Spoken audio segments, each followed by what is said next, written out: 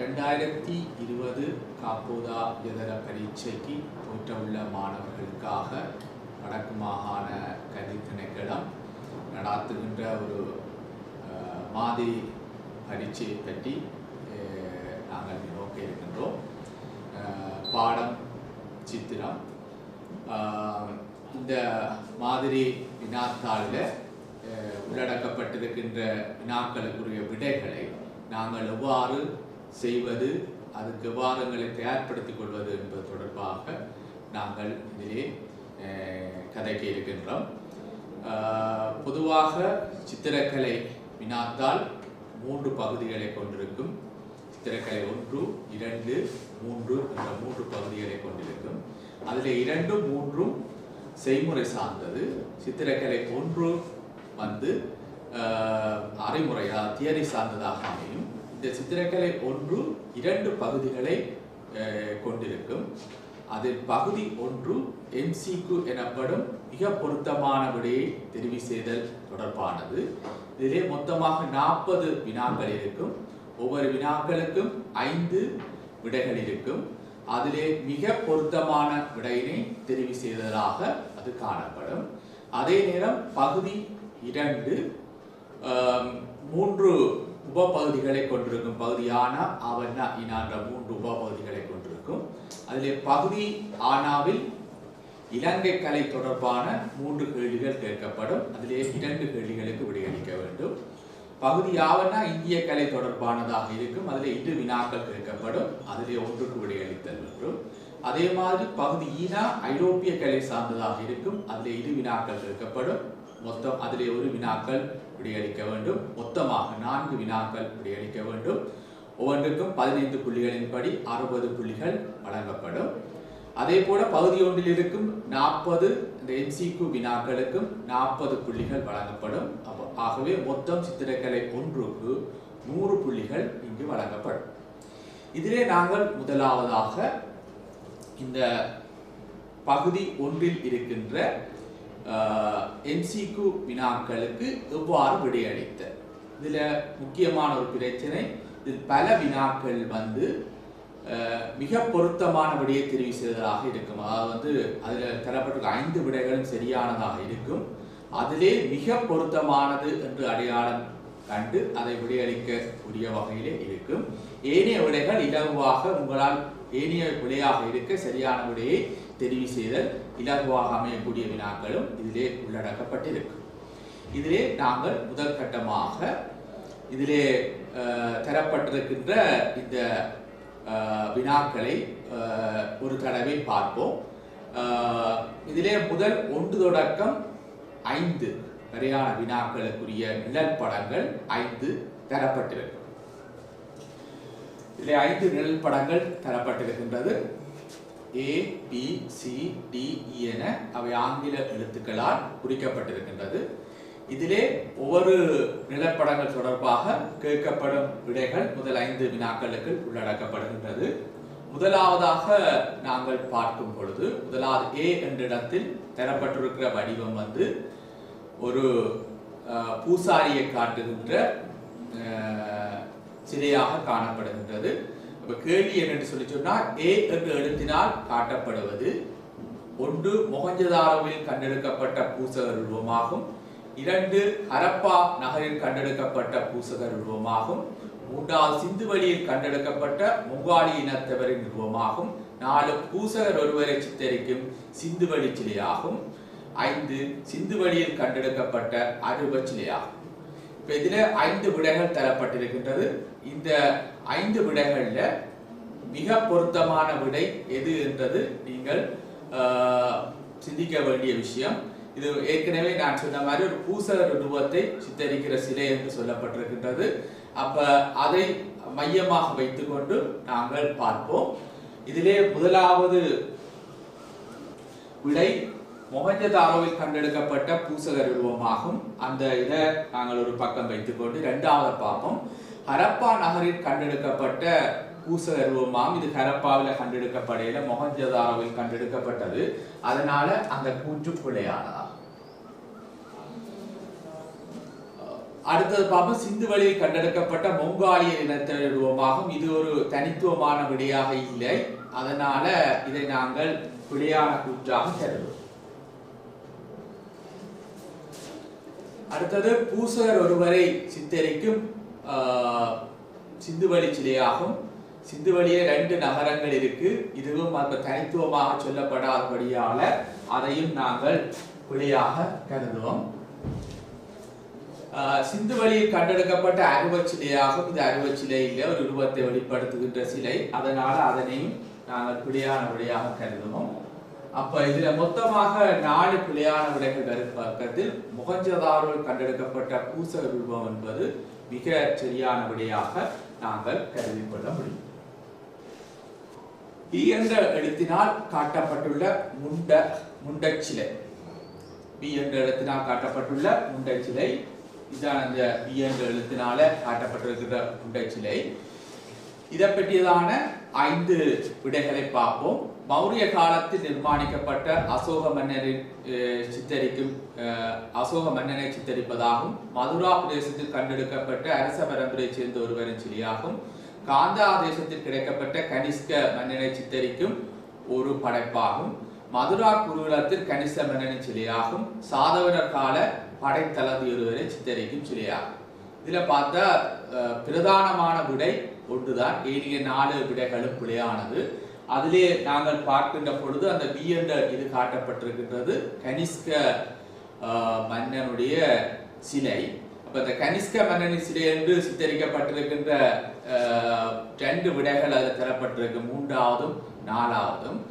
ஆனாலும் அதிலே அந்த மதுரா காலத்தில தான் இந்த சிலை உருவாக்கப்பட்ட என்ற வகையிலே 4ஆவது விடை சரியானதாக அமையும். அடுத்து 3ஆவது கேள்வியை நாங்கள் பார்க்கும் பொழுது சி என்ற எழுத்தினால் காட்டப்பட்டுள்ள சிலை, சி என்ற எழுத்தினால் காட்டப்பட்டிருக்கும் சிலை, சி என்ற எழுத்தினால் காட்டப்பட்டிருக்கின்ற ஒரு சிலை ஒரு எகிப்திய காலத்துக்குரிய சிலை. எகிப்திய காலத்தில் 2 வகையான காலம், ஒன்று பழைய ராசதானி காலம் மற்றும் புதிய ராசதானி காலம். இந்த கேள்வி தொடர்பாக என்ன கேள்வி கேட்கப்படுகின்றது என்பது தொடர்பாக நாங்கள் அவதானிக்கும் பொழுது சி என்ற எழுத்தினால் காட்டப்பட்டுள்ள சிலை புதிய எகிப்திய மரபுக்கமைய செதுக்கப்பட்ட சிற்பம், பேரோ ஒருவரை வெளிக்காட்டுகின்ற மரபு ரீதியான சிற்பம், பெண்குறை என்ற பெயரில் இனங்காணப்படும் சிற்பம், கெசிரா எனப்படும் பெயரில் இனங்காணப்படும் சிற்பம், பூஜைக்கு ஆயத்தமாகும் பாரர் ஒருவரை காட்டும் சிற்பம். அப்ப இதுல சிற்பம், இதுல நீங்கள் பொதுவாக இப்படி ஒரு இது வந்துட்டுன்னு சொன்னா இது எகிப்துன்றது ஏற்கனவே உங்களுக்கு தெரிஞ்சிருக்கின்றது. அந்த வகையிலே இந்த எகிப்தில இப்படியான கேள்வினா இந்த சிலை என்ன, இந்த சிலைக்கு என்ன பெயர்ன்றது நீங்கள் இனங்காண வேணும். அது எந்த காலத்துக்குரியது என்றும் இனங்கண்டா தான் இந்த கேள்விக்கு விடையளிக்க முடியும். இது மென்குறை என்ற மன்னரை காட்டுகின்ற ஒரு சிலை, பழைய ராசதானி காலத்துக்குரிய சிலையாக இது கருதப்படுகின்றது. அந்த வகையிலே நாங்கள் இந்த கேள்விக்கான விடையை நாங்கள் பார்த்தோம்னு சொன்னா அதுல புதிய எகிப்திய மரபுன்றது விட பிழையாக இருக்கிறது, பேரோ ஒருவர் என்ற தனித்துவமான விடையாக அமையல. அப்ப அதுல எங்களுக்கு 3ஆவது விடை மிக தெளிவானதாக காட்டப்பட்டிருக்கின்றது. மென்குறை என்ற பெயரில் இனங்காணப்படும் சிற்பம் என்பது இதிலே மிக பொருத்தமான விடையாக கருதப்படுகின்றது. அதே போன்று டி என்ற சிற்பத்தை பார்ப்போம். இது குப்தர் காலத்துக்குரிய ஒரு முக்கியமான சிலை, சாரநாத்ல கண்டெடுக்கப்பட்ட சிலை. அந்த சிலை தொடர்பாக கேட்கப்படுகின்ற கேள்வியை நாங்கள் இப்போது பார்க்கலாம். டி என்ற எழுத்தினால் காட்டப்பட்டுள்ள பாரதத்தின் சாரநாத் குருகுலத்தில் நிர்மாணிக்கப்பட்ட அதிசிறந்த புத்த சிலைனா குப்தர் காலத்துக்குரிய மரபு ரீதியான பண்புகள் வெளிப்படுத்தப்படுகின்றன. புத்த பகவான் மிகதாயின் 1வது தர்ம உபதேசம் செய்த சந்தர்ப்பம் வெளிப்படுத்தப்படுகின்றது. புத்த பகவானது 32 விசேட பண்புகள் தெளிவாக வெளிப்படுத்தப்படுகின்றன. சாரநாத் குருகுலத்தில் உருவான புத்த சிலைகளின் பொது பண்புகள் வெளிப்படுத்தப்படுகின்றன. புத்த பெருமான சுய புலனடக்கத்தை துஸ்தர கிரியாவை வெளிப்படுத்துகின்றது. இதுல பார்க்க போனால் இதுல முதல் 3 விடைகளும் கிட்டத்தட்ட சரியான விடைகளாக இருக்கின்ற போதிலும் அதுல 2வது விடை இந்த கேள்விக்கு மிக பொருத்தமான முறையிலே சொல்லப்பட்டிருக்கிறார். புத்த பகவானின் மிகதாய் முதலாவது தர்ம உபதேசத்தினை செய்த சந்தர்ப்பம் வெளிப்படுத்தப்படுகின்றது என்பது இந்த கேள்வியில் அந்த முதல் 3 விடைகளும் சரியானதாக இருந்தாலும் அதுல மிகச் சரியான விடையாக அந்த எந்த சந்தர்ப்பத்தை இது காட்டுகிறது என்பது குறிப்பிடப்பட்டபடியால விடை இலக்கம் 2 சரியானதாக கருதப்படுகின்றது. இதுல அடுத்ததாக நாங்கள் பார்க்க வேண்டியது ஈ என்ற இலக்கத்தில் குறித்து காட்டப்பட்டிருக்கின்ற சிற்பம். இந்த ஈ என்ற எழுத்துல குறித்து காட்டப்பட்டிருக்கின்ற இந்த சிலை ஹென்றி மூர் என்ற சிலை. அவர் நவீன பாணியில சிற்பங்களை செய்ததில் மிக தனித்துவமான கலைஞர். அவருடைய இந்த படைப்பு தொடர்பாக 5வது கேள்வி கேட்கப்பட்டிருக்கின்றது. அதை பற்றி நாங்கள் இப்பொழுது பார்ப்போம். ஈ என்ற எழுத்தினால் ஹென்றி மூரின் அரச குடும்ப சிலை. இதான் கேள்வி. விடை: இயற்கையானதும் யதார்த்தமான வடிவங்கள் சமநிலை பயன்படுத்தி தொகுக்கப்பட்ட சோடி சிலையாகும். இயற்கையானதும் யதார்த்தமானதும் வடிவங்கள் சமநிலையில் பயன்படுத்தி தொகுக்கப்பட்ட சோடி சிலையாகும் என்று சொல்லி சொல்லப்பட்டிருக்கிறது. இதுல உங்களுக்கு வடிவா தெரியும். ஏற்கனவே நான் சொன்ன பொழுது இந்த சிலை யதார்த்த சிலை இல்லை, இது ஒரு நவீன பாணியில் அமைந்தது. அதனால முதலாவது விடை பிழையானதாக பெறுகின்றது. கலைஞர் தனக்கே உரிய வடிவங்களை பயன்படுத்தி செய்த மனித வடிவங்களின் நிர்மாணிப்பாகும். இது ஓரளவு சரியான விடை. மனித பரிமாணங்களை உருத்திரிப்பு செய்து நிர்மாணிக்கப்பட்ட சிலையாகும். உருத்திரிப்பு என்ற வசனம் அவ்வளவு தூரம் பொருந்தாது. உருத்திரிப்பு என்ற இது செய்யப்படையில், அதனால் அந்த விடை விடையானதாகும். குழிவான மற்றும் குழிவான வெளிகள் மூலம் இதன் மேற்பரப்பு தன்மை கட்டியெழுப்பப்பட்டிருக்கின்றது. அது ஒரு சரியான விடை. 5வது மறுமலர்ச்சி கால சிற்ப பண்புகள் கொண்ட பிரமாண்டமான சிலையாகும் என்றதும் இதுல காட்டப்பட்டிருக்கிற 5வது விடை. இதுல மறுமலர்ச்சி காலத்துடைய யதார்த்த பண்புகள் இல்லை, அதனால அந்த விடை பிழை. அப்ப இதுல 2, 4 விடைகள் தான் இதுல ஓரளவு சரியான விடைகளாக இருக்கின்ற பட்சத்தில் 4வது விடை மிக பொருத்தமான விடையாக இந்த சிலையை பற்றி சொல்லுகின்றபடியால அது மிக பொருத்தமான விடையாக கருதப்படும். குவிவான மற்றும் குழிவான வெளிகள் மூலம் இதன் மேற்பரப்பு தன்மை கட்டியெழுப்பப்படுகின்றது என்று சொல்லி அந்த சிலையை பற்றியான சரியான விடையாக 4வது விடையை கருதி கொள்ளலாம். இனி 6 தொடக்கம் 10 வரை தரப்பட போன்ற கேள்விகளுக்கான விடைகள் அதுக்கான ஒரு முதல் 1 தொடக்கம் 5 இவ்வாறு ஒரு விளக்கப்படத்தினை தந்து கேட்கப்பட்டதோ அவ்வாறு இல்லாமல் இது பொதுவாக கேள்வி ஒரு 5 விடைகளை கொண்ட கேள்வியாக இந்த 6 தொடக்கம் 10 இருக்கும். இதில் மிக பொருத்தமான விடையினை தெரிவு செய்ததாக இது அமைந்திருக்கும். ஏதேனும் பணியொன்றை மேற்கொள்ளும் நிறுவனம் ஒன்றுக்கு பொருத்தமான இலச்சினை ஒன்றினை நிர்மாணிக்கும் பொழுது கிரஸ்ட் ஒன்றை எப்படி தயாரிக்கிறது தொடர்பாக கேட்கப்பட்டிருக்கு. அதில் முதலாவது விடை அதிக அலங்கார தோற்றத்தை கொண்டதாக வடிவங்களையும் வர்ணங்களையும் பயன்படுத்துதல் முக்கியமானதாகும். அது கிரஸ்ட் ஒன்றுக்கு மிக பொருத்தமில்லாத விடை. ஏன்னா கிரஸ்ட்ன்றது ஒரு சிம்பிளா எளிமையானதாக இருக்க வேண்டும் என்று எதிர்பார்க்கப்படுகின்றது. அப்ப முதலாவது விடை பிழை. 2வது கவர்ச்சிகரமான தன்மையையும் சிறந்த பூரணப்பாட்டையும் கொண்டிருக்க வேண்டும். அது ஓரளவு சரியான விடை. 3வது கிராபிக் கலையின் கோட்பாடுகளுக்கு அமைவாக இருத்தல் வேண்டும். அதுவும் ஓரளவு சரியான விடை. 4 கருத்து வரும் விதத்தில் குறியீட்டு அடிப்படையில் வடிவங்களையும் வர்ணங்களையும் பயன்படுத்த வேண்டும். அதுவும் ஒரு சரியான விடை. சுவரொட்டி சாயத்தை இருபரிமாண முறையில் பயன்படுத்த வேண்டும். அது ஒரு பொருத்தமில்லாத விடை. அப்ப இதுல 2, 3, 4 ஓரளவு சரியான விடைகளாக இருக்கும் பட்சத்தில் அதுல மிகவும் பொருத்தமான விடையாக 4வது விடை எடுக்கலாம். கருத்து வெளிப்படும் விதத்தில் குறியீட்டு அடிப்படையில் வடிவங்களையும் வர்ணங்களையும் பயன்படுத்த வேண்டும் என்பது மிக பொருத்தமான விடையாக அமையும். அடுத்து 7வது பார்ப்போம்.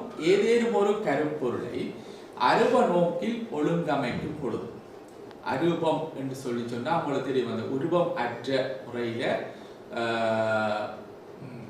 ரேகைகளையும் வர்ணங்களுக்கு முக்கியத்துவம் கொடுத்து, குறிப்பாக அடிப்படை வர்ணங்களுக்கு முக்கியத்துவம் கொடுத்து செய்யப்படுகின்ற ஆக்கங்கள். அது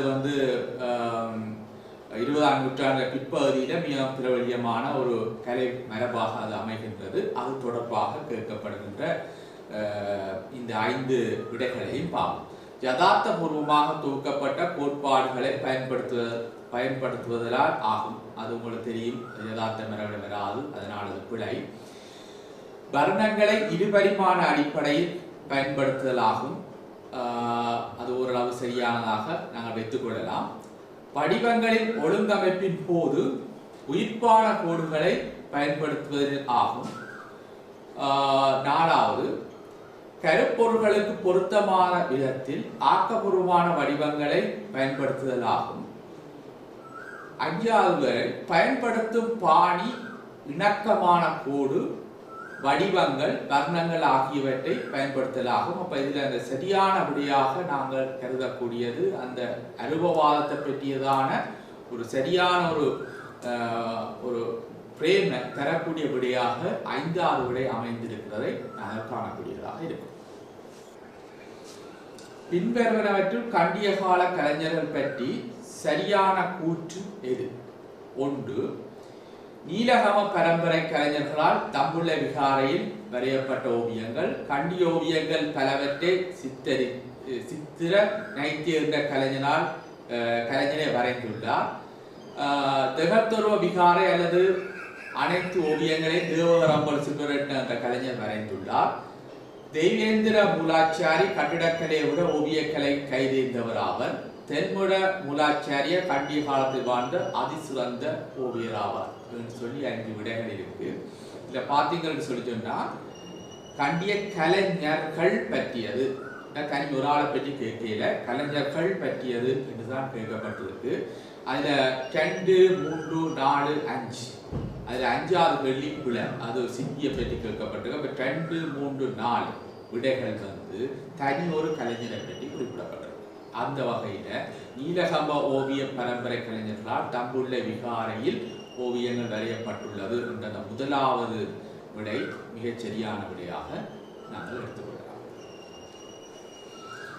அடுத்து 9வது கேள்வியை பார்த்தால், காந்தார தேசத்தில் உருவான மதுரா கலையான மேலத்திய கலை செல்வாக்கினால் உருவானதாகும்.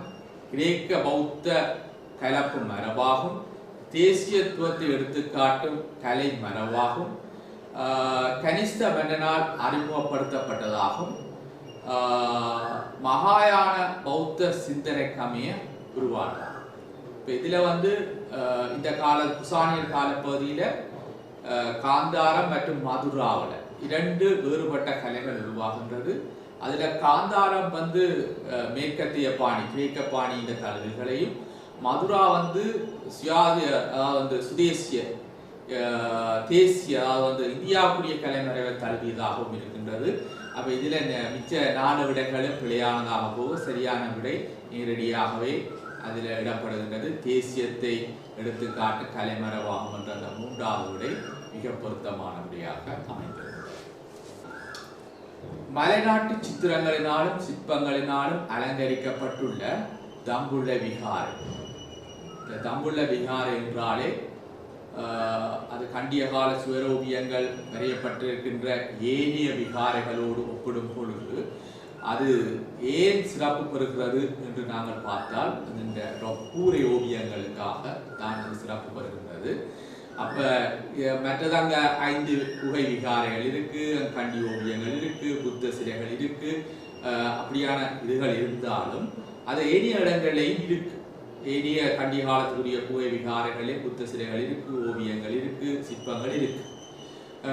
அப்ப இந்த கேள்விகளில் விடைகள்ல அந்த ஸ்பெசிபிக்கா சொல்லக்கூடிய, தனித்துவமாக சொல்லக்கூடிய விடையாக அந்த கூரை சித்திரத்தை பற்றி சொல்லப்பட்ட 2வது விடையே மிக பொருத்தமான விடையாக நாங்கள் கருதி கொள்ளலாம். அப்ப நாங்கள் அந்த கேள்விக்கான விடைகளை நாங்கள் பார்க்கல தனித்துவமான விடை எதுன்னு பார்க்கணும். இதுல நாங்கள் நார்மலாக பார்த்தால் மூன்றாவது விடையும் சரி அங்கே 5 விகாரை இருக்கு, 5 குகை விகாரை இருக்கு. மற்ற இடங்கள்ல இல்லை, கண்டியாலும் இந்தியாவில் 5 குகை விகாரை இருக்குன்றது ஒரு விடையா வருது. அதே மாதிரி புத்த சிலைகள் 5 குகை விகாரை இருந்தால் அது புத்த சிலைகள் அதிகமாக இருக்கும். அப்போ அதுவும் சரியான விட மாதிரி இருக்கு.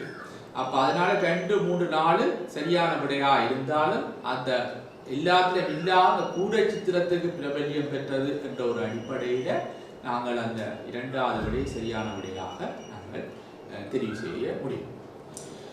அடுத்து நாங்கள் பார்க்க வேண்டியது 11 தொடக்கம் 15 PQRST சொல்லப்படுகின்ற இங்கே மேலும் ஒரு 5 படங்கள் தரப்பட்டிருக்கின்றது. இந்த 5 படங்கள் தொடர்பாக நாங்கள் மிக பொருத்தமான விடையை தெரிவு செய்ய வேண்டும். அப்போ முதல் 1 தொடக்கம் 5 அதே மாதிரியான முறையில் அமைய இதுவும் கிட்டத்தட்ட அதே மாதிரியான முறையிலே அமைந்திருக்கின்றது. முதற்கட்டமாக நாங்கள் இந்த 5 படங்களை பற்றி பார்ப்போம்.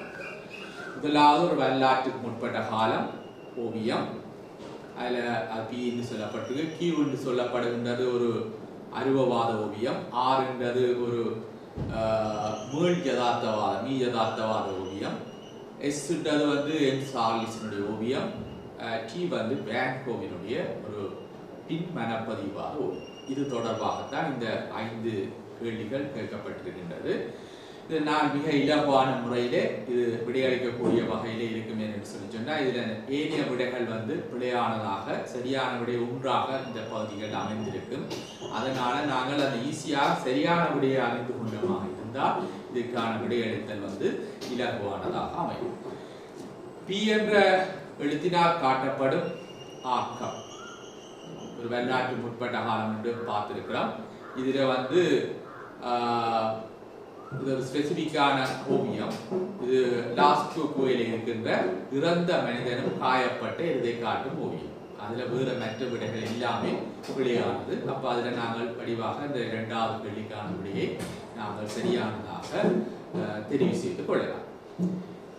அதே மாதிரி கீவென்ற எழுத்தினால் காட்டப்படும் ஓவியம் அதுவும் ஒரு ஆர்டிஸ்டின் ஓவியம் தான். மற்ற அந்த இனம் காண முடியாது. இது யார் ஓவியம் இனம் கண்டுட்டீங்கன்னு சொல்லி சொன்னால் உங்களுக்கு மிச்ச விடைகள் எல்லாம் பிழையானதாக தெரியும்.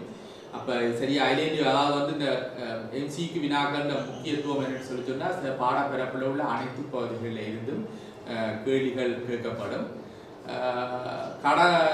கடந்த இது ஒவ்வொரு வருடமும் வந்து கேள்விகள் எப்படி போடப்படும் பொது வினாக்களாகத்தான் போடப்படும். ஏற்கனவே போடப்பட்ட வினாக்களில் இருந்து தெரிவு செய்ய மாட்டினோம்.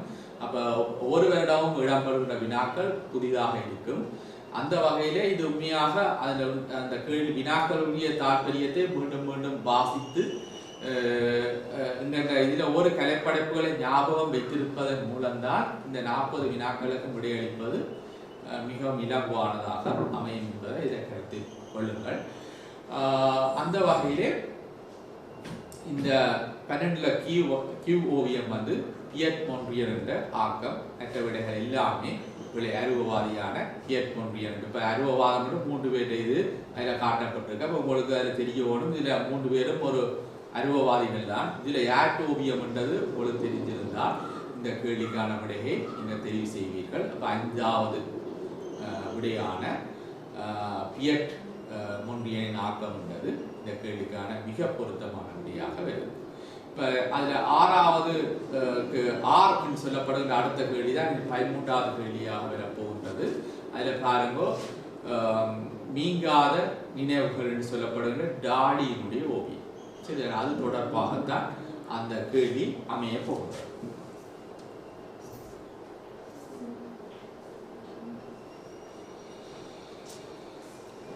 ஆரம்ப எழுத்தினால் காட்டப்படும் ஓவியத்தினால் சித்தரிக்கப்படுவது இயற்கை பொருட்கள் உருத்திரிப்பு செய்யப்பட்டதாகும். இதில் இயற்கை பொருட்கள் உருத்திரிப்பு செய்யப்பட்டதுன்றது ஏற்றுக்கொள்ள முடியாது. கோட்பாடுகளை கவனத்தில் கொள்ளாது செய்யப்பட்ட வெளிப்பாடாகும். அதுவும் ஓரளவு சரியானதாக எடுத்துக்கொள்ளலாம். உலோகத்தினாலான பொருட்களை வளையக்கூடிய பொருட்களாக காண்கின்றோம். அதில் மணிக்கூடு தான் அது அப்படி வளைந்து போயிருக்கிற தன்மையில் காட்டுறதுக்கு. அப்போ அந்த விடையை ஓரளவு நாங்கள் சரி என்று யோசிக்கலாம். கலைஞர் ஒருவரின் மனக்குழப்பத்தை காட்டும் வெளிப்பாடாகும். அது ஒரு மனக்குழப்பம் என்று சொல்லி சொல்றது என்று பார்த்தா அதை ஓரளவு நாங்கள் ஏற்றுக்கொள்ளலாம். உண்மையாக அந்த கோட்பாட்டினுடைய விடையை சரியாக காட்டுவது 5வது விடைதான். நனவு நிலைக்கும் கலைஞர்களுக்கும் இடையிலான கனவு ரீதியான உரையாடல். இந்த கனவு காட்சிகளை ஓவியமாக காட்ட முற்பட்ட ஒரு வாதத்தில் முக்கியமானதாக இந்த மீஜதார்த்தவாதம் அமைகின்றதை நாங்கள் காணக்கூடியதாக இருக்கும். இதில் எஸ் என்ற எழுத்தினால் காட்டப்பட்டிருக்கின்ற சித்திரத்தில் காண கிடைப்பது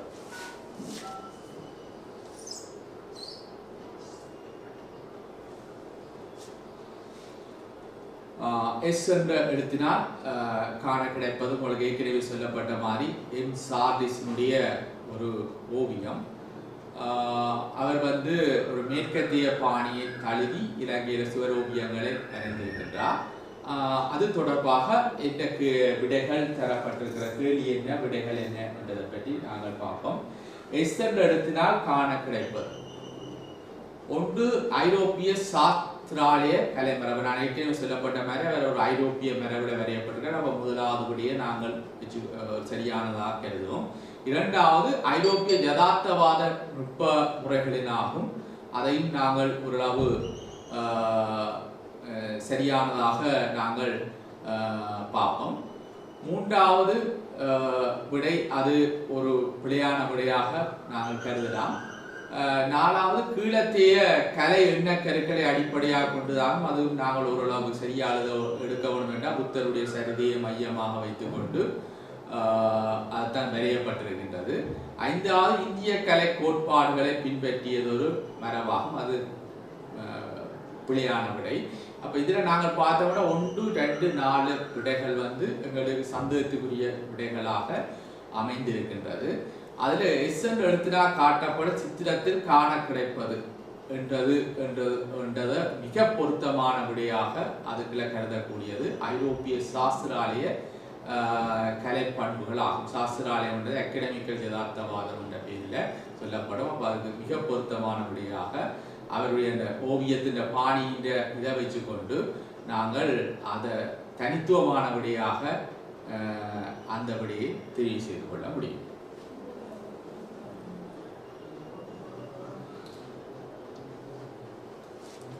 ஜே என்ற எழுத்தினால் காட்டப்பட்டுள்ள ஓவியத்தை வரைந்த ஓவியர் பற்றி சரியான கூற்று. நாங்கள் ஏற்கனவே பார்த்திருக்கிறோம் வின்சென்ட் வேன் கோவினுடைய நட்சத்திர இரவுகள்ல அந்த ஓவியம்.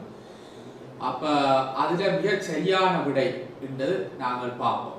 என்ற எழுத்தினால் காட்டப்பட்டுள்ள ஓவியத்தை வரைந்த ஓவியர் பற்றிய சரியான கூற்று. ஓவியத்தை பற்றி கேட்கப்படையில் அந்த ஓவியர் பற்றியதான சரியான கூற்று. அசைவுடன் கூடிய சந்தர்ப்பத்தை சித்தரிப்பதில் திறமை மிக்கிறது. தனித்துவமான விடை இல்லை. வேகமான தூரிகை தடங்களை தனது நிர்மாணிப்புகளில் சேர்த்த கலைஞர். இது ஒரு சரியான விடை. ஒன்றுக்கொன்று வேறுபட்ட வர்ணங்களின் சேர்க்கையினால் திறமையானவர். அதுவும் ஓரளவு சரி. பின்புல வெளிச்சித்தரிப்பு குறைந்தள முக்கியத்துவம் வழங்கிய கலைஞர். அது பிழையான கூற்று. பல்வேறு கோணங்களில் அவதானம் செலுத்துவதில் திறமை மிக்கவர். இதுக்குள்ள பல்வேறு கோணம்ன்றது கீவிச கனவடிவாதத்துக்குள்ள வரும். அதனால அதுவும் பிழையான கூற்று. அப்ப இதுல உங்களுக்கு தெரியும் 2 விடைகள்லாம் அதுக்குள்ள நாங்கள் ஓரளவு சரியானதாக பார்த்திருக்கிறோம். ஒன்று வேகமான தூர்கை தடங்கள், மற்ற ஒன்றுக்கு வேறுபட்ட வர்ணங்களின் சேர்க்கை திறமையானவர். அந்த ஒன்றுக்கும் மேற்பட்ட வர்ணங்களின் சேர்க்கை திறமையானவர் என்றது மிக ஒரு தனித்துவமான விடை இல்லை. அவற்றை அந்த பிரஷ் மூவிங், அந்த வேகமான தூர்கை தடங்கள் அது ரிதமாக அதை பயன்படுத்துகின்ற தன்மை தான் அவரது ஓவியங்கள் பிரபல்யம் அடைகிறதுக்கு காரணமாக இருந்தது. அதனால 2வது விடை மிக பொருத்தமான விடையாக நாங்கள் ஏற்றுக்கொள்வோம்.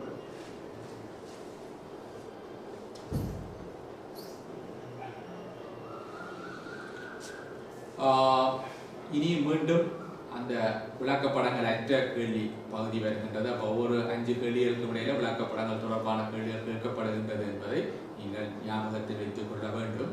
விளக்கப்படங்கள் எவ்வளவு தூரம் உங்களோட மூளையில நீங்கள் பதிவு செய்து கொள்ளப்பட வேண்டியது என்பதை நீங்கள் இந்த நேரத்திலே நீங்கள் ஞாபகம் வைத்திருக்க வேண்டியது மிக முக்கியமானதா. பொதுவாக இந்த விளக்கப்படங்கள் இந்த ஆசிரியர் கை நூலில் தரப்பட்டிருக்கிற விளக்கப்படங்கள் தான் அவர்கள் இந்த சித்திரங்களில் கேள்விகளில் உள்ளடக்கி இருப்பார்கள். வெளியில் வர ஓவியங்களையும் சேர்த்து கொள்வதில்லை. அதனால் ஆசிரியர் கை நூலில் வழங்கப்பட்ட அந்த விளக்கப்படங்களை நீங்கள் கூடிய அளவு உங்களோட மனதில் பதிவு செய்து வைத்துக் கொள்வதன் மூலம் இந்த கேள்விகளுக்கு விடையளிப்பதற்கு ஈஸியானதாக அமையும். நடனக்கலையின் மதிப்புமிக்க நடனமான போராட்ட நடனத்தை சித்தரிக்கும் பெருமதி மிக்க செதுக்கல் காணப்படுவது. போராட்ட நடனம் நடன காட்சி உள்ள சிற்பங்கள் கணக்கிடத்திலே கொண்டு கடலியாவில் இருக்கு, ஜாப்போவாவில் இருக்கு, எம்பர்கையில் இருக்கு, மூன்றிலையும் இருக்கு. நடனத்தை காட்டுகின்ற சிற்பம் இந்த 3 இடத்திலையும் இருக்கு. அப்போ உங்களுக்கு இந்த விடைகள் அது குழப்பமானதாக இருக்கும். ஆனாலும் அதில் ஸ்பெசிஃபிக்கான மேலே பார்த்தீங்கன்னா கோலாட்ட நடனம். இந்த கோலாட்ட நடனம் என்றது எம்பர்கேது பாளையத்திலான் இருக்கு. அதனால அதில் மாற்று கருத்து எதுக்குமே இல்லை. அதனால சரியான விடை உண்டாது எம்பர்கேது பாளைய மறைச்சது. அதே மாதிரி 17வது கேள்வி கண்டிய யுகத்துக்குரிய தெகழ்தொருவ விகாரையில் உள்ள ஜமனை வெற்றி கொள்ளல் என்ற சிறப்பான விசேட அம்சம் கேட்கப்பட்டது. அப்ப இதுல இந்த மாறனுடைய யுத்தம் ஜமனுடைய வெற்றியை காட்டுற ஓவியம் கண்டியில எல்லா விகாரையிலையும் வரைஞ்சிருக்கிறாங்க. ஆனால் தெகழ்தொருவால அது விசேஷமாக கருதப்படுறதுக்கு காரணம் அந்த ஜமனுடைய ஆட்கள் துப்பாக்கியர்களோடு காணப்படுறது. அதுக்கு 4வது விடை அதுக்கு மிக பொருத்தமான விடையாக இருக்கிறதால மிச்ச எல்லா விடைகளும் பொருத்தமற்றதாக போகிறது.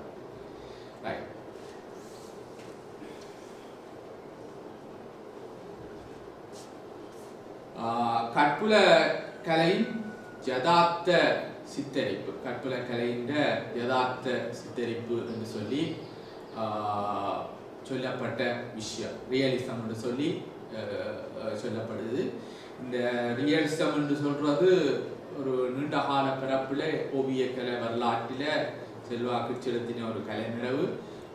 அதாவது புகைப்பட கருவி போட்டோகிராஃப் வரும் வரைக்கும் அது அந்த உலகில தன்னை ஒரு காத்திரமான நிலையில உறுதிப்படுத்தி கொண்ட ஒரு வாதம். உள்ளபடி காட்டுகின்ற தன்மை ரியலிசம் யதார்த்தவாதம் சொல்லி சொல்லப்படுது. இந்த யதார்த்தவாதம் கொழும்பு இங்கிலாந்து ரோயல் அகாடமியில செய்து பார்க்கப்பட்ட போது அதை வச்சு அந்த ரியலிசத்தை செய்ய முற்பட்ட போது அது அகாடமிக்க யதார்த்தவாதம் என்ற பெயரில் அழைக்கப்படும்.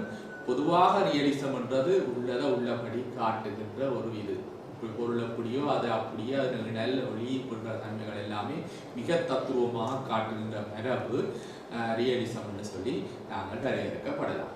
அப்போ அந்த வகையிலே அதுக்கு மிக பொருத்தமான விடை உங்களுக்கு நேரடியாக வருது. சாஸ்திரியாலய அடிப்படை விதிகளை பின்பற்றுதலாம். சாஸ்திரியாலய விதிகள் ரியலிசத்திலே இருந்தால் அது வருது. அதனால் அதை நாங்கள் பிழையான கூட்டாக கருதினா மிக பொருத்தமான கூட்டு இயற்கையில் காணப்படும் உயிருள்ள உயிரற்றவற்றின் படைப்புகளை உள்ளவாறு சித்தரித்தலாம். 4வது விடை மிக பொருத்தமான விடையாக அமைகிறதை காணக்கூடியதாக இருக்கும்.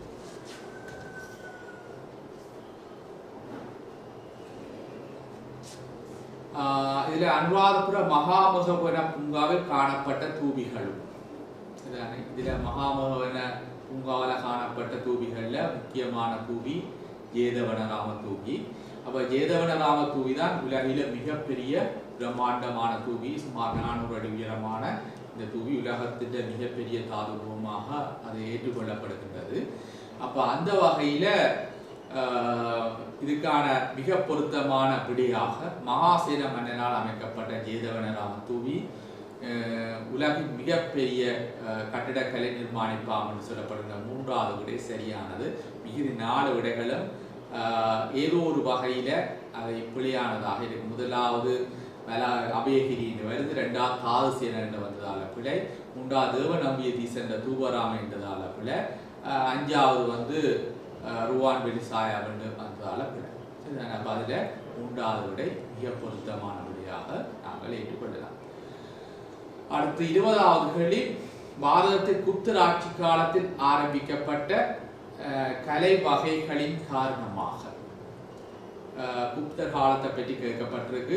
இப்போ அதில் குப்தர் காலம் என்றாலே இந்திய வரலாற்றில் ஒரு பொற்காலம், கலைகள் மிகவும் எழுச்சி பெற்ற காலம் என்றபடியால் அது பொற்காலம் என்று சொல்லப்படுது. கலைத்தோட ஏனைய எல்லா துறைகளும் அங்கே விருத்தி பெற்றபடியால் இந்திய வரலாற்றில் குப்தர் காலம் ஒரு பொற்காலமாகும். அப்போ பாரதத்தில் குப்தர் ஆட்சி காலத்தில் ஆரம்பிக்கப்பட்ட கலை வகைகளின் காரணமாக என்றது அந்த வசனம் வர்ற விடைகள் பொருத்தமானதாக இருக்கும். அந்த வகையிலே மூன்றாவது விடையை நீங்கள் பார்த்தீங்கன்னு சொல்லி சொன்னால் பாரதின் பௌத்த கலை நிர்மாணிப்புக்கு பொற்காலம் தோற்றம் பெற்றது என்ற ஒரு வசனம் பாவிக்கப்பட்ட வகையிலே அந்த மூன்றாவது விடை சரியான விடையாக கருதப்படுகிறது.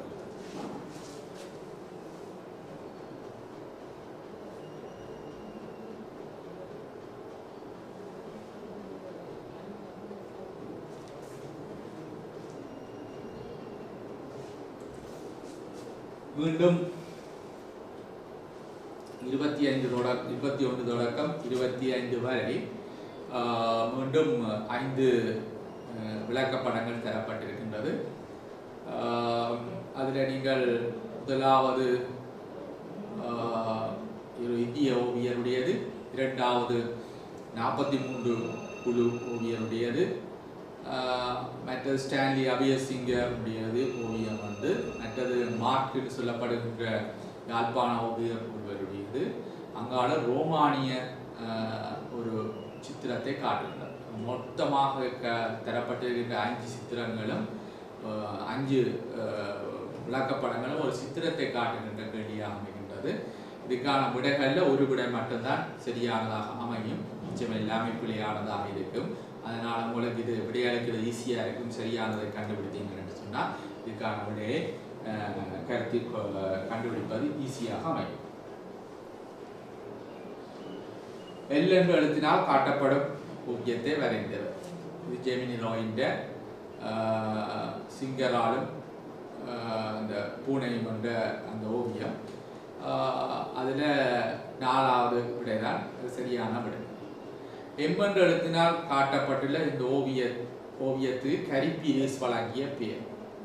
கரிப்பீரிஸ் அந்த ஓவியத்துக்கு என்ன பெயர் வழங்கினார்னு சொல்லி, அப்போ அதுக்கு அவர் வழங்கின பெயர் மட்டும்தான் சரியானது. இந்திராணின்னு சொல்லப்படுகின்ற 3வது விடை.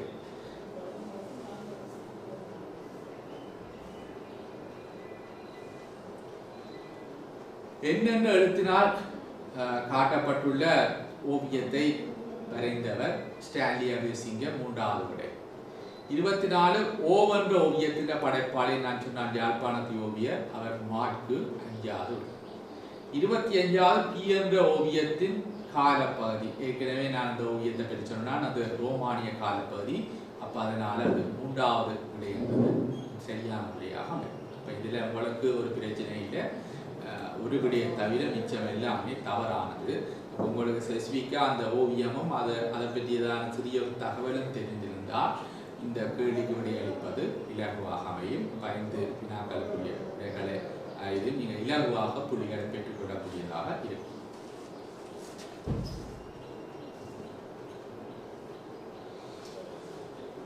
26 தொடக்கம் 30 நீங்கள் பார்த்தீங்கன்னா பக்கத்தில் படத்தை தந்துட்டு அது தொடர்பாக கேட்கப்படுகின்ற கேள்வி. இதில் சிலது கொஞ்சம் மயக்கமானதாக இருக்கும், சிலது நேரடியானதாக இருக்கும். அந்த வகையிலே நீங்கள் பொருத்தமான ஒன்றை நீங்கள் தெரிவு செய்து கொள்ளலாம். 26வது கேள்வி பார்த்தீங்கன்னா 19ஆம் நூற்றாண்டின் இறுதியில் பிரபல்யம் பெற்ற பாணிக்கு அமைவாக இவ்வோவியம் வரையப்பட்டுள்ளது. இது வெளிப்படுத்தும் பாணி என்று சொல்லி மொத்தமாக 5 பாணி தரப்பட்டிருக்கின்றது. இந்த 5 பாணிகளையும் மிக பொருத்தமான பாணி எது என்று நாங்கள் பார்த்தோம்னா இது பிக்காசோவுடைய கியூபிச பாணி, அபிக்டோனிக் விவரிகள். அப்போ விடை 3வது எல்லாம் பிழையானது. 27வது நீங்கள் பார்த்தீங்கன்னா புலனர்வையில் இருக்கிற முதலாம் சிவாலயம், அது பாண்டியர்களால் கட்டப்பட்டது. அப்போ அதில் காட்டப்பட்டிருக்கிற 5 விடைகள்லையும் மிக பொருத்தமான விடை முதலாவது விடை. அதெல்லாம் அது பாண்டியருக்குரிய வருது, 13ஆம் நூற்றாண்டுக்குரிய வருது. அப்போ அது மிக பொருத்தமான விடை. மிச்சவெல்லாம் நீங்கள் பார்த்தீங்கன்னு சொன்னால் சோழரை பற்றியதான தன்மையில தான் அது காட்டப்பட்டிருக்கிறது. அதனால அந்த குற்று பிழையானதா.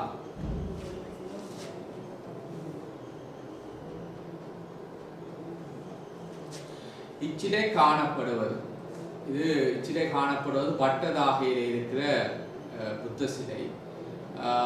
அதனால இது நேரடியாகவே இதுக்கான விடை பெறுகின்றது. 4வது விடை புலனுரை வட்டதாகையில் காணப்படும் புத்த சிலையாகும்.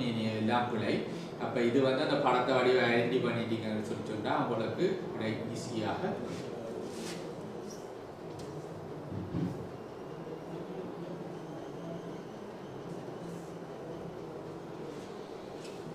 இது ரோமானியத்தில் உள்ள ஒரு வெற்றி வளைவு. இது தொடர்பாக 5 விடைகள் இருக்கு. ரோமர்கள் தமது கட்டடக்கலை நிர்மாணிப்புகளின் பெருமையை உலகுக்கு எடுத்து காட்டிய நிர்மாணிப்பாகும். இது மட்டுமில்லை, அதனால தனித்துவமான விடை இல்லை. ரோம சிற்பக்கலையில் பெருமையை எடுத்து காட்டுவது நிர்மாணிக்கப்பட்ட வில்வளைவாகும். அதுவும் ஒரு தனித்துவமான விடை இல்லை. ரோம பேரரசனுடைய யுத்த வெற்றி குறிப்புகள் உள்ளடக்கிய செதுக்களை கொண்ட வீதிக்கு குறுக்காக கட்டப்பட்ட வில்வளைவாகும். இதுதான் அதை பற்றி சரியாக சொல்லப்பட்ட மிக பொருத்தமான விடை, முழுமையாக சொல்லப்பட்ட விடை. அதனால 3வது விடையை நாம் சரியான விடையாக எடுத்துக்கொள்வோம்.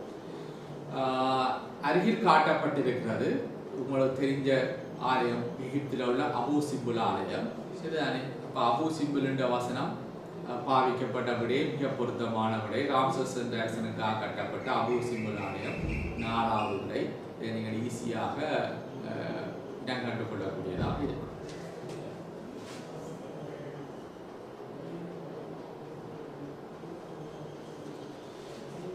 புதிதாக சேர்க்கப்பட்ட பாடத்திட்டத்தில் கணினி சம்பந்தமான அறிவு தொடர்பான விடயங்களும் சேர்த்து கொள்ளப்பட்டதால புதிய பாடத்திட்டத்தில் அது தொடர்பான கேள்விகள் கடந்த வருடத்தில் இருந்து அறிமுகப்படுத்தப்பட்டிருக்கின்றது.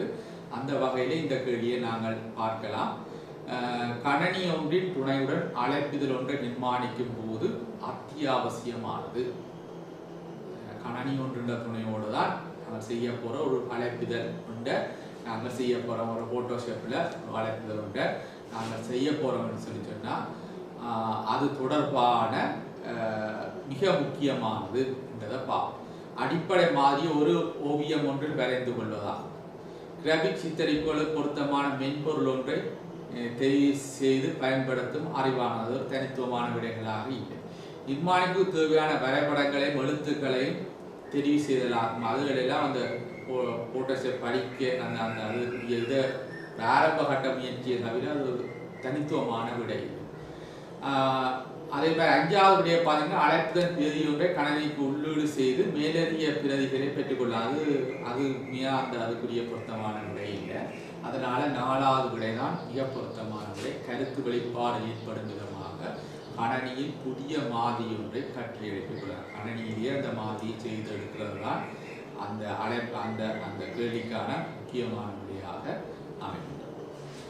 32வது கேள்வியை நாங்கள் பார்த்தோம்னா பாரூட் கல்வேரியின் கற்பலகை செதுக்களின் மூலம் அதிகமாக புலப்படுத்தப்படுவது. சரியா? கல்வேரியில இருக்கிற செதுக்கல்களில் பொதுவாக ஜாதக கதைகள் மற்றும் புத்த சிலைகள் விலங்குருவங்களில் செதுக்கப்பட்டிருக்கு.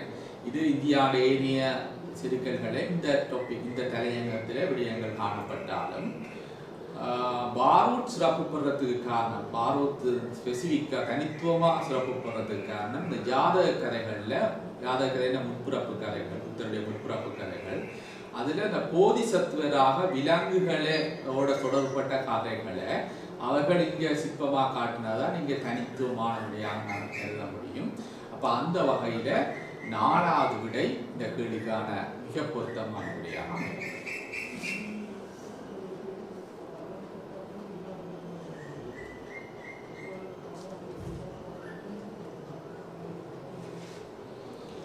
புலனர்வ கல்விகாரை எனப்படும் உத்தரராமை. கல்விகாரையில் 4 சிலைகள் இருக்கு. அதில் இருண்டுதல் நிலையில் 2, உண்ட நிலையில் 1, தூய் நிலையில் 1 இருக்கு. உண்மையில அதுக்கு தனித்துவமான நான் கருதுறேன்னா அந்த கலைஞன் அந்த பாறையின் அளவை பொறுத்து அதன் நிலைகளை தீர்மானித்தது. அதுதான் அந்த சிறப்பு. அப்போ அது தொடர்பாகத்தான் இந்த விடைகள் அமைஞ்சிருக்க வேண்டும். இயற்கை கற்பாறைகள் அமைந்துள்ள தன்மை அவற்றை பயன்படுத்தி அவற்றின் பிரமாணங்கள் அமையமாக 4 சிலைகள் செதுக்கப்பட்ட இடமாகும். நான் சொன்ன மாதிரி இதுதான் மிக தனித்துவமான விடம். மரபுகள் சிலவற்றின் கலப்பியல்களை கொண்டு நிர்மாணிக்கப்பட்ட 4 சிலைகளை கொண்ட ஸ்தானமாக மிக பிள்ளையான விடம். தென்னிந்திய பல்லவ சிற்பிகளால் செதுக்கப்பட்ட 4 சிலைகளை கொண்ட ஸ்தானம் ஓரளவு சரியான விடை. புத்தரின் 3 நிலைகளை காட்டக்கூடிய இடமாவது சரியான விடை. ஆனால் ஸ்பெசிஃபிக்கான விடை இல்லை, தனித்துவமான விடை. புத்தரின் சரிதை 4 சந்தர்ப்பத்தை செதுக்குவது கொண்ட முயற்சியாகும், அது பிள்ளையான விடை. இதுல நாங்கள் இப்போ 3 விட சரியா வருது, 1 3 4 சரியா வருது.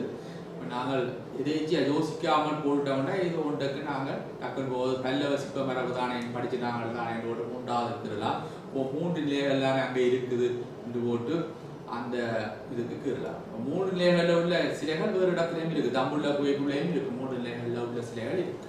அப்போ அது தனித்துவமான விடை.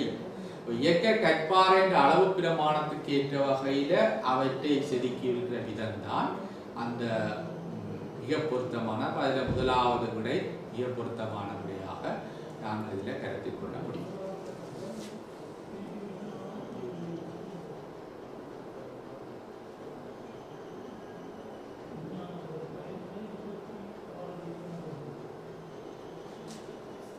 புத்த சரிதையின் முக்கிய நிகழ்வை விளக்குகின்ற நலகிரி யானை அடக்குகின்ற சிற்பம், அது தனித்துவமான விடை. மிச்சமெல்லாம் பிள்ளை. முதலாவது விடை சரி. அமராவதி சைத்திய தகட்டி செதுக்கலாம். புராதன வரலாற்று மனிதன் புகை சித்திரங்களை வரையும் பொழுது பிராணிகளின் வடிவங்களை வரைய அதிகம் அவதானம் செலுத்தினர். அவங்க புகையில வரைஞ்சதுல பிரதானமான விலங்குருவ சித்திரங்கள்லாம். ஏன் அந்த விலங்குருவ சித்திரங்களுக்கு அவனை அதிக கவனம் செலுத்தினான் என்று சொன்னா, அந்த பிராணிகளின் வடிவ வரைஞ்சி வச்சிருக்கிறதால் தங்களுக்கு அந்த பிராணிகளால் ஆபத்து வராதென்றும் வீட்டை நன்கு கிடைக்கும் என்றும் கருதினதால். அப்போ அதுக்கு மிக பொருத்தமான விடையாக நாங்கள் கருதுறது 4வது விடையாக கருதி கொள்ளலாம்.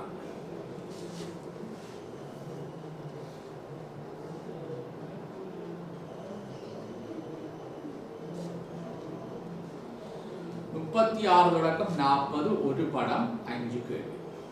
இது வளமையான கடைசி கேள்வியாக இருக்கும். இது இலங்கை தொடர்பான படத்தை போடலாம், இந்தியா தொடர்பாக போடலாம், ஐரோப்பா தொடர்பாக போடலாம். ஆனாலும் பெரும்பாலான இந்த 36 தொடக்கம் 40 வரையான கேள்விகளுக்கு இலங்கை சார்ந்த படங்களை தான் அவர்களுக்கு அதிகமாக வினாத்தாள்களை உள்ளடக்கி இருக்கிறோம். ஆனாலும் இந்த வினாத்தாளில் ஒரு ஐரோப்பா தொடர்பான ஒரு படம் போடப்பட்டிருக்கு. இப்படி ஒரு கேள்வி ஏற்கனவே இப்படி ஒரு பழைய பாடத்தில் பிக்காசோன்ற ஓவியம் ஒன்று போடப்பட்டது. அதை அடிப்படையாக வைத்துக்கொண்டு இதில் ஒரு ஓவியம் போடப்பட்டிருக்கின்றது. இது புதிய பாடத்திட்டத்தில் சேர்க்கப்பட்டிருக்கிற ஒரு பெண் ஓவியர், யதார்த்தவாதத்துக்குரிய ஓவியம். அப்போ அவகிட்ட பேர் ரீட்டா கலோ. அவள் தன்னுடைய உருவத்தை 2 தடவை கீறியிருக்கிறார். அந்த 2 தடவை கீறப்பட்ட அந்த அந்த பெண்ணுருவங்கள் இதய நாளங்களும் இணைக்கப்பட்டிருக்கிற விதமாக அந்த பின்னணி ஒரு முகில் கூட்டங்கள் நிறைந்த ஒரு தன்மையில காட்டப்பட்டிருக்கிற யதார்த்தவாத பண்புகளா அவன் ஒரு மன நிலையில ஒரு கற்பனாவாதத்தோட இணைச்சு அந்த இதுல ஓவியமாக வரைந்திருக்கின்ற தன்மையை இந்த ஓவியத்துல நீங்கள் காணக்கூடியதாக இருக்கும். அப்ப அந்த வகையில நாங்கள் இந்த ஓவியத்தை நாங்கள் தொடர்பான கேள்விகளை பார்ப்போம். இவ்வோவியத்தின் படைப்பாளில் ரீட்டா கலோ 2வது விடை. அது உங்களுக்கு ஏற்கனவே சொல்லப்பட்டதன் அடிப்படையில வருது. இந்த ஓவியத்தின் துணைப்பொருள் ரீட்டா காலோ 2 பேராக 2 தோட்டத்தில் காட்டப்பட்டிருக்கிறத நான் ஏற்கனவே சொல்லியிருக்கிறேன். இவ்வோவியம் வெளிப்படுத்தி நிற்கும் கலை மரபு இந்த ஓவியம் வெளிப்படுத்தி நிற்கும் கலை மரபு மீ யதார்த்தவாதம் 4வது சரளிசம் என்று சொல்லியும் சொல்லப்படும். 39வது எண்ண வர்ணத்தில் பூர்த்தியாக்கப்பட்டு வரையப்பட்ட ஊடகம் இவ்வோவியத்தின் சிறப்பு வெளிப்பாடாக கருதக்கூடியது சொல்லி சொன்னால் அந்த உண்மையாக வாழ்ந்த அந்த மனக்குழப்பம் தான் அந்த ஓவியத்துக்குள்ள உள்ள ஒரு பதிவாக இருக்கு. அந்த வகையில் கலைஞர் தனது மனப்பாதிப்பினை ஓவியத்தில் பதிவு செய்ய உட்பட்ட சந்தர்ப்பத்தினை இது காட்டக்கூடியதாக இருக்கிறது.